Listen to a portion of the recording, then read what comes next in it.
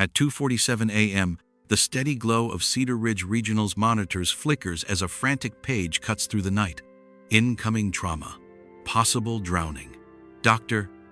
Evelyn Morgan jolts upright, heart racing, while charge nurse Leo Grant and nurses Anna Cho and Raj Patel leap into action.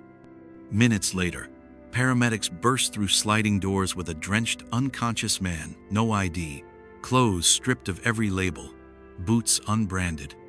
Outside, rain pounds the pavement. Inside, a clinical calm fractures, and an impossible mystery begins to unfold under harsh fluorescent lights. By 3 a.m., Cedar Ridge Regional's emergency department hums with fluorescent chill. Dr. Evelyn Morgan, a 12-year veteran of night shifts, leans against the counter reviewing charts while rain hisses against the building. Outside, traffic is sparse under the streetlights. Inside, the staff drifts between routine cuts, colds, and the occasional fender-bender victim. Charge nurse Leo Grant stocks warming blankets. Nurses Anna Cho and Raj Patel double-check 4 pumps. The fluorescent glow and steady monitor beeps create a deceptive calm, one that always precedes the unexpected in emergency medicine. Tonight, that calm is about to shatter. By 3:15 a.m., Dr. Morgan has the stranger hooked to monitors.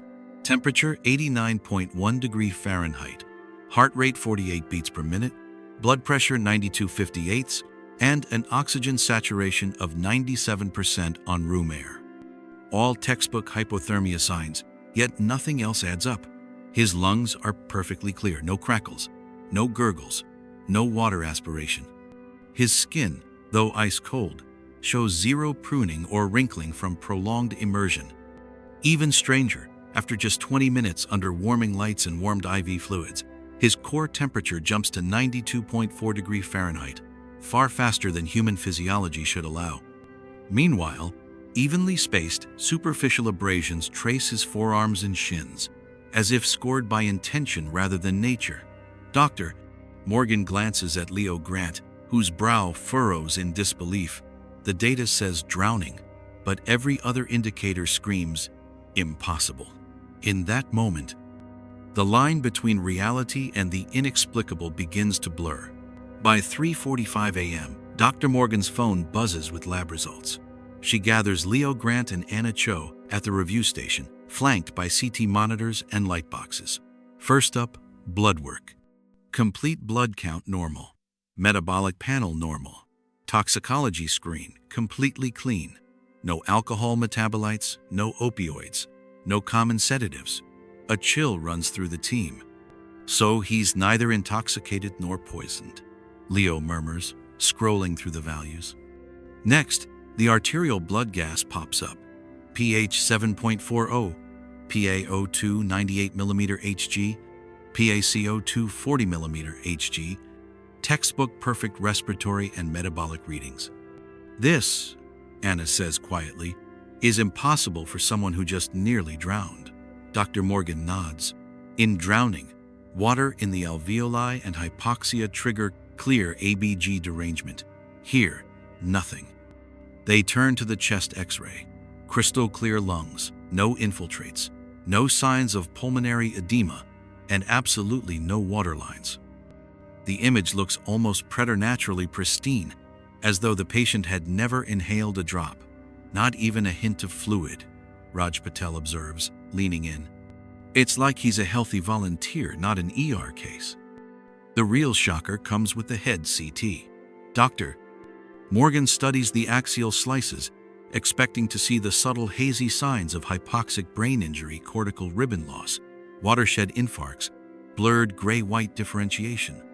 Instead, the brain parenchyma is textbook normal. Sharp gray-white junctions, no edema, no hemorrhage, no lesions. It's the brain of someone who's never experienced oxygen deprivation. It makes no sense, Morgan says softly, almost to herself. Whoever he is, or whatever happened to him, his body acts like he's never been compromised. She lays out the scans one by one. Neck CT clear, abdominal CT clear, extremity X-rays showing no hidden fractures. Even the liver, spleen, and kidneys look pristine, with no signs of shock or reperfusion injury. As they close the file, a hush falls over the trauma bay. Leo turns to Morgan. We have a guy who presents as a drowning victim, but all diagnostics scream, never immersed, never hypoxic, never injured. Anna adds, it's like someone right-clicked on undo hypothermia and undo drowning. Dr. Morgan exchanges a look with Anna and Raj, a mixture of disbelief and unease. The machines, the scans, the numbers, they're designed to be objective truths, unassailable evidence. Yet tonight, they've all been rendered meaningless. The one thing they thought they could trust, hard data, has betrayed them. Outside, the rain continues to batter the windows. Inside, the fluorescent lights glare down on an enigma that no amount of imaging or lab work can resolve. In that moment, every shred of medical certainty flees the room, leaving only questions that defy both science and reason, and a patient who remains mute in the face of it all. At 4:03 a.m., Dr. Evelyn Morgan steps back from the chart table to grab a fresh pair of gloves and freezes. Under the harsh fluorescent lights of Trauma Bay 2, the stranger's eyelids flutter. He holds his gaze as the lids part, revealing pupils that lock onto hers with unblinking intensity. For a heartbeat, the world falls silent. The steady beeps of the monitor, the distant hum of the HVAC system, even Anna Cho's whispered exclamation fade away as Morgan meets those icy blue eyes. They're impossibly clear, far too alert for someone who should still be groggy from hypothermia and unconsciousness. Morgan straightens and approaches, heart pounding. In the minutes since arrival, she'd prepared warming blankets, inserted IV lines, and monitored his vitals climb. Yet none of that explained the startling lucidity now beneath her penlight. She shines the light into his pupils. They constrict, equal and round, without hesitation or flutter. No grimace, no reflexive wince, only that unwavering stare. Good morning, she says softly, more to break the spell than to greet him. His head turns, tracking her movement with deliberate precision. The gaze isn't confused, it's curious, analytical. He follows her finger as she points at a cardiac waveform on the monitor, as if reading it like a book. Can you hear me? Morgan asks. His breathing remains calm, measured. He blinks twice, slow, deliberate blinks that seem almost rehearsed. When she flashes the penlight off and on, he doesn't flinch or turn away. Instead, he studies the blinking beam as though assessing its pattern. Dr. Morgan swallows. She's seen unresponsive patients regain consciousness, but never like this. Never so fully in control, so unnervingly composed. She reaches out and gently holds his hand. His skin is warm now, but the grip is astonishing, firm, unyielding. He squeezes once and releases. Do you know where you are? She asks. His eyes shift to the overhead display, showing Trauma Bay 2, then back to her. He nods. Just once, very slowly, no hesitation, no tremor. That nod carries weight, as if he's acknowledging more than location, but fully accepting the reality of every detail in the room. Morgan glances toward Leo Grant, who watches from the monitor station, eyes wide. Anna hovers by the IV pole, and Raj stands by the CT light box, all sharing the same stunned expression. This is not a typical recovery. Can you squeeze again on 3? Morgan instructs. She demonstrates with her own hand. 1, 2, 3. His fingers close around hers with the strength of a man who's been training for this moment, not one who just endured near-fatal cold exposure. Silence falls again as Morgan studies his face. His features are calm, no shivering, no teeth chattering, no signs of confusion or pain. He watches her every move, head tilting subtly, as if appraising her technique. Finally, she steps back to her chart table, voice lower, more urgent. Leo, his neurological exam is intact, better than intact. We need a full follow-up. Leo nods, already dialing for a second CT. As Morgan turns away, that piercing stare lingers in her mind. The sense that the stranger isn't merely awake, but watching her, gauging her for what she cannot yet say. And in that moment, every certainty she'd ever held about life, death, and the limits of medicine begins to unravel. By 5 a.m., Dr. Evelyn Morgan's adrenaline-fueled adrenaline high begins to ebb, replaced by a gnawing uncertainty. She finds Dr. Naomi Carter in the on-call office, flipping through patient charts with practiced efficiency. Carter, a seasoned trauma surgeon with a reputation for level-headed analysis, looks up when Morgan slides into the chair opposite her. "I need your take on something," Morgan begins, voice low but urgent. She summarizes the stranger's arrival: submerged, hypothermic, no identification, clothes stripped of every tag. Vitals matched drowning. Labs and scans contradict it.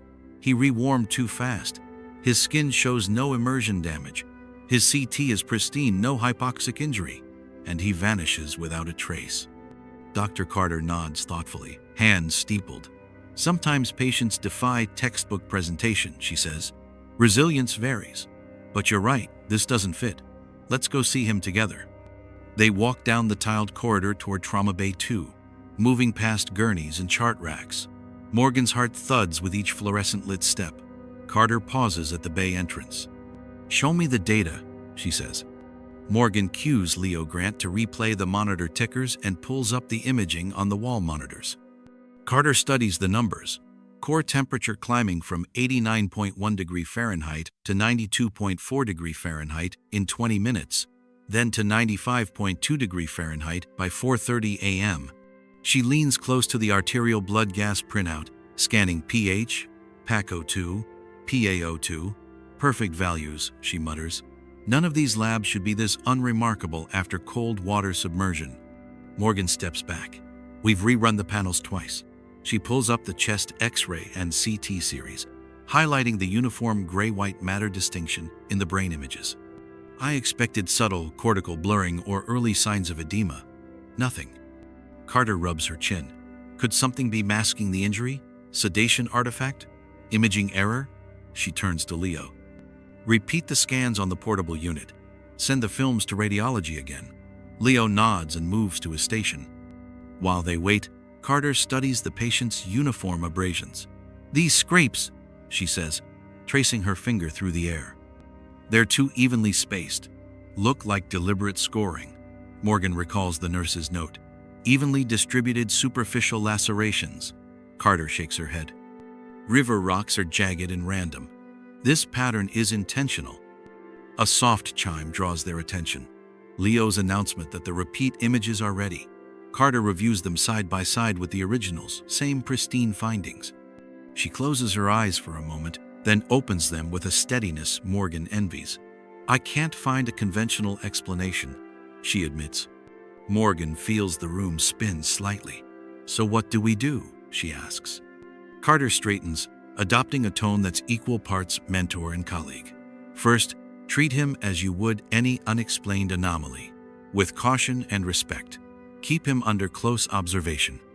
We'll admit him to the ICU for telemetry and continuous cardiac monitoring." She taps her pen against the chart.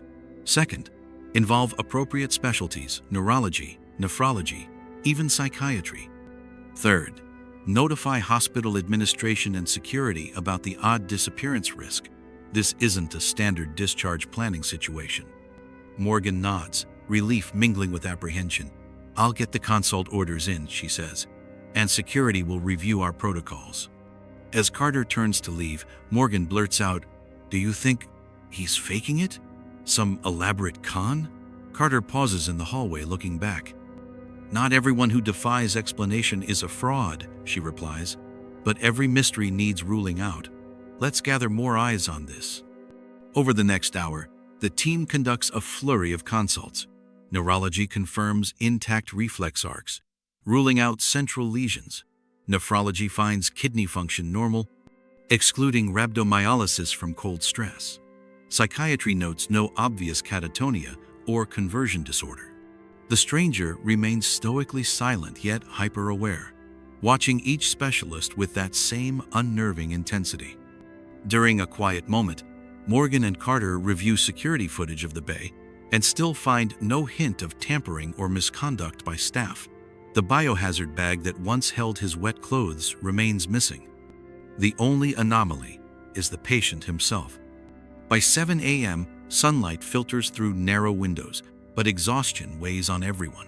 Carter places a hand on Morgan's shoulder. "You did everything right," she says. "You questioned the anomalies. You sought expertise. And you maintained vigilance. That's good medicine." Morgan exhales, tension easing. "But I still don't understand it." Carter offers a small, empathetic smile. "Sometimes our job is to treat the unknown until we learn more. We leave tomorrow's answers to tomorrow's science."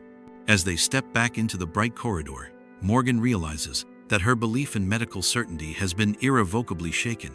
But she also recognizes the power of collaborative skepticism to keep patients safe, even when the patient himself feels beyond explanation. By 7 a.m., the daylight shift is settling in at Cedar Ridge Regional, but Trauma Bay 2 feels frozen in time. "Doctor," Morgan returns from morning rounds to find the bed empty, the sheets neatly folded, and the biohazard bag that held the stranger's drenched clothes gone without a trace. Her heart lurches. She checks her watch. Exactly 12 hours have passed since that frantic page at 2:47 a.m. "Leo," she calls, voice tight. Charge nurse Leo Grant hovers by the monitor station, scrolling through vitals logs. "He was here at 6:30, Leo says, eyes flicking up. "Temperature normal, vitals stable. Next recorded check was at 7 o'clock, bed empty." Morgan's throat tightens. "No sign of self-discharge on the whiteboard?" she asks. The board reads, "Room 2, patient name, admit to ICU." The scribble of the night shift handoff shows no AMA or discharge notes. "Nope," Leo confirms. "We check every hour. He just vanished." They move together toward the surveillance console. The evening before, hospital security had warned of sporadic camera outages on that wing software glitches that reset footage in 1-hour blocks. But now, facing an inexplicable disappearance, every malfunction looms sinister. Morgan peers at the playback timeline. AM, 6 o'clock, 6:15 a.m. Footage shows a nurse checking vitals, then leaving. 6:15, 6:45, corrupted blank screen. 6:45, 7 o'clock, static, then nothing. There is no clip of a man rising from the bed, striding down the hallway, or slipping out a door. It's as if the stranger dissolved into thin air. "Run a search on badge swipes," Morgan orders. Security Chief Sergeant Ramirez arrives, tablet in hand. He taps through logs. "No id swipe for Trauma Bay 2, he reports. "No exit swipe on any door within that hour." He squints. "He didn't badge out, and none of the staff report seeing him." Morgan rubs her forehead. "What about the biohazard bag?"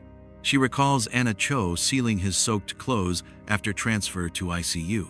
That bag should be in the soiled linen storage. Sergeant Ramirez frowns and taps another screen. The bag wasn't logged into inventory. Supply reported it missing during shift change. He looks at Morgan. It's like he never existed. Their only physical evidence of him, clothes, shoes, gloves, vanished alongside the man. Morgan stifles a shiver. She hurries back to Trauma Bay 2 to inspect the room herself. The bed is stripped to the mattress pad, the bedside table wiped clean, the 4-pole gone. No stray gloves, no discarded cups, no half-empty IV bags. Even the warming blanket expensive hospital property has disappeared. Morgan traces her finger across the smooth, sanitized floor. "Whoever took it knew exactly what to remove," she mutters. That attention to detail, combined with the sanitized environment, suggests precision and intent. Her mind spins back through the night's events. The rapid rewarming, the pristine labs, his unnerving intelligence, and now this vanishing act. It all points to something or someone calculated. Back at the nurse's station, Morgan convenes a quick huddle with Leo, Anna, and Raj Patel. "We need to document everything," she says. "Time of last checks, any odd staff interactions, even something small." They jot notes. Anna recalls a fleeting moment. "Around 5:15, I thought I heard footsteps in the hall, slow, measured. But when I poked my head out, no one was there." Raj adds, "And at 6:50, the hallway lights flickered twice like a power surge." He glances at the console. "I thought it was just the storm. Outside, the rain has eased. but intermittent thunder rattles the windows. Morgan nods. Storm could have affected cameras. Lights, maybe that was the window. But her gut protests. He didn't merely slip away in chaos. He orchestrated the chaos. They file a missing patient report with all collected details. Detective Ruiz from the county sheriff's office arrives mid-morning. He interviews Morgan and the nursing staff. He watches the footage, reviews logs, and replies with professional skepticism. Hospitals aren't Houdini's playground. Someone would have seen a man in scrubs or gown moving through public areas. Morgan shows him the blank segments. "We've got gaps," she says. "This isn't negligence, it's impossible." Ruiz leans back. "Let's assume he did walk out. We'll canvass the lot, check nearby streets, talk to the jogger who found him." He thumbs through notes. "In the meantime, keep me posted on any new clues." But Morgan knows there won't be any. No ID, no clothes, no footage, no footprints on the wet pavement outside. The only certainty is that her patient and her answers have vanished. Later, as the day shift hums around her, Dr. Morgan stands alone in the empty bay. The fluorescent lights feel harsh now, sterile and accusing. She runs a hand through her hair, heart still racing from the night's horrors. "Some things aren't meant to be solved," she whispers to the empty room. Yet, as she turns away, her eyes catch a single drop of water glistening on the floor just under where the stranger's bed had been. A final reminder that, for all her medical training and scientific rigor, she is now facing a mystery with no logical exit and a patient who simply slipped through the cracks of reality itself. By late morning, the ER corridors have returned to their routine rhythm: triage, nurses greeting walk-ins, med-surg patients being wheeled to imaging, interns scrambling for fresh charts. Yet in Dr. Morgan's mind, the night stranger has opened a door to something far larger than a single mystery patient. She slips into the on-call office, laptop in hand, determined to see whether this was an isolated anomaly or a hidden pattern rippling beneath the surface of New England hospitals. She starts with the medical literature. Over the past decade, emergency physicians have documented rare cases of cold water immersion survivors who defy standard physiology, but none match her patient's profile. Morgan searches PubMed for hypothermia, rapid rewarming, unexplained, then broadens to Google Scholar, cross-referencing mysterious recovery, drowning. She finds half a dozen case reports. A fisherman pulled from Lake Champlain revived in under 3 hours with no lasting deficits. A hiker in the White Mountains found submerged in a snowpack who regained full consciousness before reaching the hospital. And, most chillingly, a kayaker in Maine who vanished from his ICU bed 3 days after an identical rapid recovery. On her screen, Morgan reads the abstract of the main case. 34-year-old male, no ID, recovered from profound hypothermia in record time, intact neurologic exam, disappeared overnight, security footage corrupted. She leans back, breath-catching. The words "no ID" and "disappeared" ring like an echo of Trauma Bay 2. Morgan compiles a list. Lake Champlain survivor, 2018. Fisherman with no alcohol or drug use documented. Rewarmed in 2 hours. Released home after 36 hours. Family could not be located by authorities. White Mountains hiker, 2020. Sub-zero immersion in snow. Spontaneous awakening en route. Intact REM sleep cycles within 24 hours. No identification found. Re-emerged in nearby town 3 days later. Maine kayaker, 2022. Rapid rewarming. Disappeared from hospital room. Biohazard bag and personal effects missing. Never traced. Cohasset boater, 2023. Found floating in Boston Harbor. Zero pulmonary edema. Sat up and tracked doctor with gaze. Left against medical advice, never seen again. Cedar Ridge stranger, 2025. Drenched pristine labs, vanishes from ICU. She notices a pattern. Bodies discovered near water. Clothing stripped of identifiers. Flawless lab results. Astonishing neurologic status. And ultimate disappearance without trace. The timeline spans 7 years, 9 hospitals, and multiple states, but always in the American Northeast. Always under the cover of night. Always shattering medical expectation. Morgan's pulse quickens. She reaches out to Dr. Carter, the trauma surgeon, who responds within minutes. "I've seen some of these abstracts," Carter texts. No consensus. Some suggest atypical thermogenic response, others hint at undiagnosed genetic mutations. But the vanishings, that's beyond even speculative physiology. Morgan types back, "Let's gather our notes and see if there's any common thread: geography, demographics, timing, bodies of water. Something must connect them." They meet in a small conference room, walls lined with laminated ACLS algorithms and trauma protocols. Carter pulls up a shared spreadsheet. Carter points to the Discovery Site column. All near water, large lakes, rivers, harbors, high-altitude snowmelt. Every case occurred in a humid, chilly environment. Morgan adds a column: weather conditions. All happened during or immediately after storms. Rain, sleet, sudden temperature drops. They note demographics: all male, age 30-40. No known medical history. No identification. Stripped clothing. Why men? Why this age range? Carter wonders. Maybe strength required to survive initial exposure? Or selection bias in reporting? Next, they map the locations. A digital pushpin map shows a cluster along the Interstate 89 corridor from Burlington to Franconia, then a northeast arc to Portland, and down to Boston, a rough crescent hugging major waterways. Could someone be orchestrating these incidents? Morgan asks. Carter shakes her head. Too many variables, different agencies, jurisdictions, circumstances. No obvious human pattern. Still, the disappearances bother them most.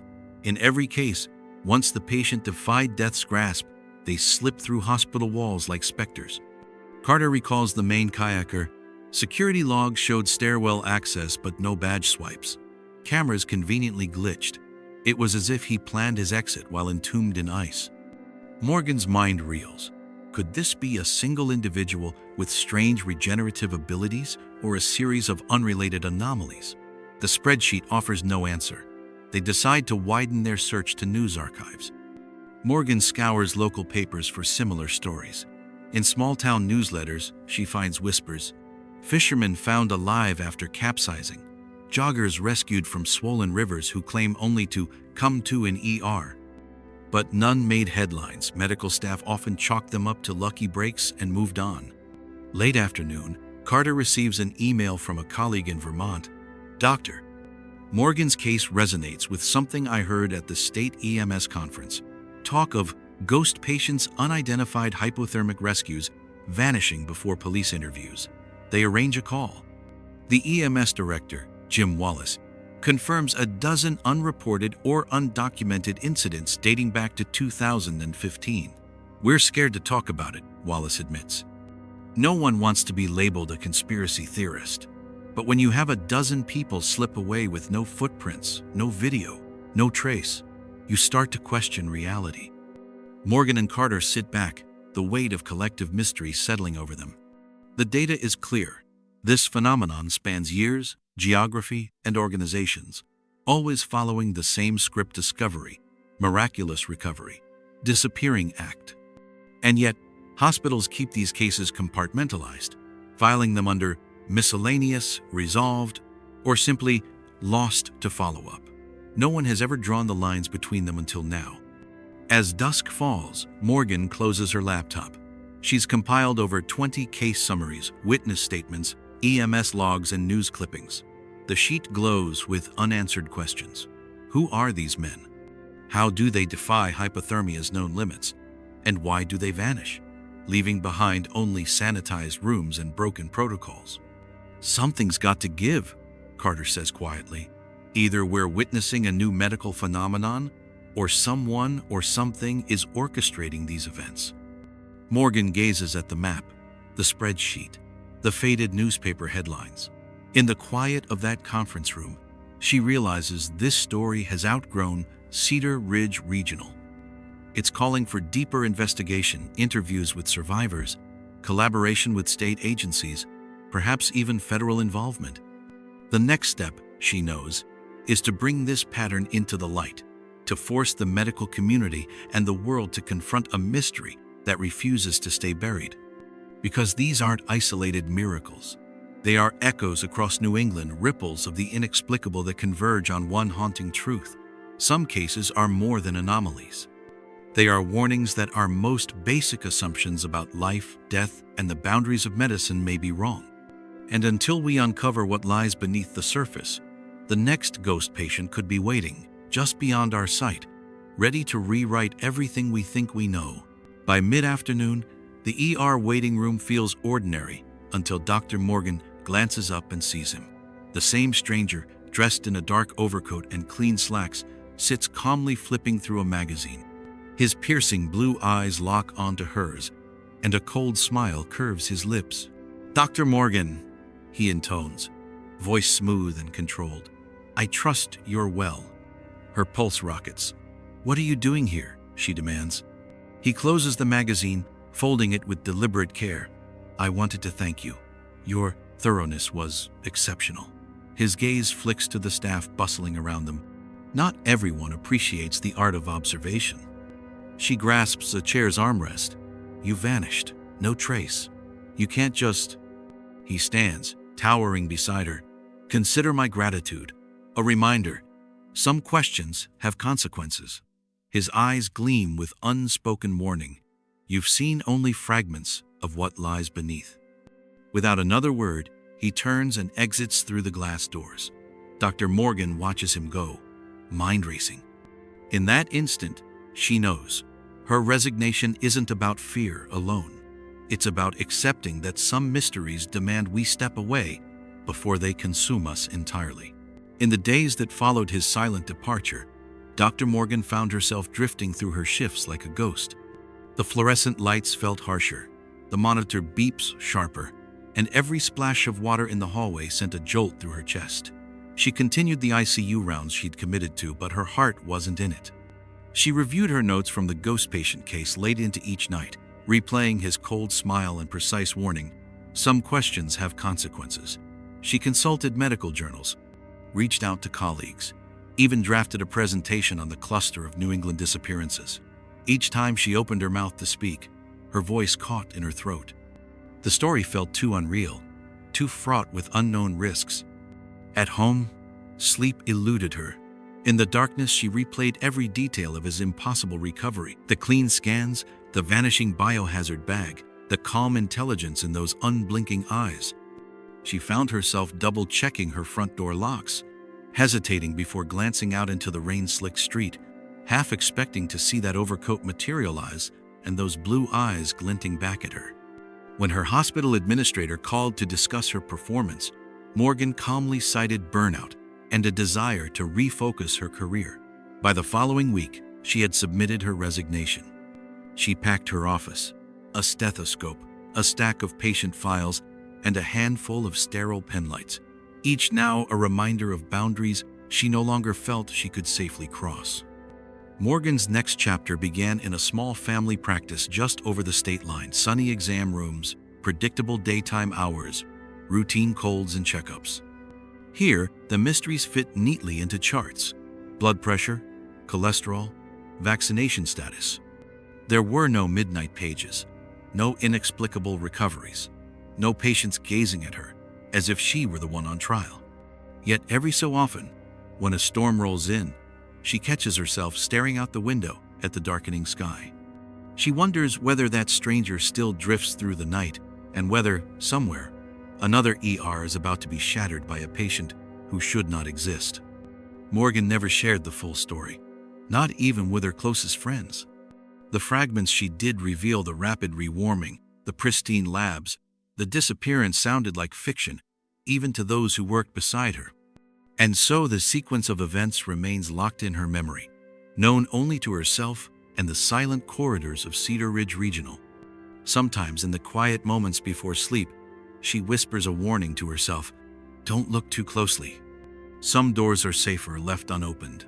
And she sleeps a little easier, though not much, knowing that out there, beneath the surface of every calm river and every routine shift, the next impossible case may be waiting, ready to challenge everything we believe about life, medicine, and the thin line between order and the unknown.